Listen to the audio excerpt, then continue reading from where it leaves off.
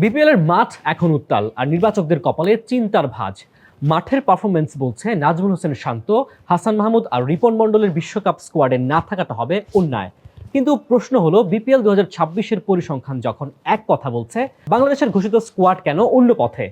20 জানুয়ারি squad পরিবর্তনের শেষ সুযোগ। ঘড়ির কাঁটা জানান দিচ্ছে সময় ফুরিয়ে আসছে। বোলিং ইউনিটে এখন রীতিমতো আগুন ঝরাচ্ছেন হাসান আর রিপন। হাসান মাহমুদের পরিসংখ্যান 8 ইনিংসে 14 উইকেট, গড় মাত্র 12.28। টুর্নামেন্টের সর্বোচ্চ উইকেট শিকারীকে বাইরে রাখা মানে শক্তির অপচয়। অন্যদিকে তরুণ রিপন মণ্ডল সোমবার হ্যাট্রিক করে ক্রিকেট বিশ্বকে তাক লাগিয়ে দিয়েছেন।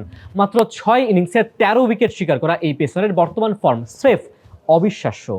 গতির সাথে বুদ্ধিমত্তার মিশেলে রিপন এখন যে কোনো ব্যাটিং লাইন আপ ঘুরিয়ে দেওয়ার সামর্থ্য রাখে। এই দুই ইনফর্ম বোলারকে ছাড়া বিশ্বকাপের বোলিং আক্রমণ কি পূর্ণতা আদৌ পাবে? বোলারদের দাপটের মাঝেও ব্যাটের রানে ফোয়ারা ছুটিয়েছেন নাজমুল হোসেন শান্ত। 8 ইনিংসে 292 রান, গড় 41.71। টুর্নামেন্টের সর্বোচ্চ রান সংগ্রাহক হিসেবে শান্ত প্রমাণ করেছেন বড় মঞ্চের চাপ সামলাতে তিনি এখন পুরোপুরি তৈরি। টপ অর্ডারে যার ব্যাটে এখন রানের নিশ্চয়তা আছে, তাকে স্কোয়াডে যুক্ত করা এখন সময়ের দাবি। ক্রিকেট গৌরবময় অনিশ্চয়তার খেলা ঠিকই, কিন্তু বর্তমান ফর্মকে অস্বীকার করা হবে আত্মঘাতী। 20 জানুয়ারি শেষ সুযোগ। নির্বাচকরা কি শান্ত, হাসান, রিপনদের এই অবিশ্বাস্য ফর্মকে প্রাধান্য দেবেন, নাকি পুরনো নামের ওপরই বাজি ধরবেন? দেশের ক্রিকেট প্রেমীদের নজর এখন নির্বাচকদের টেবিলে।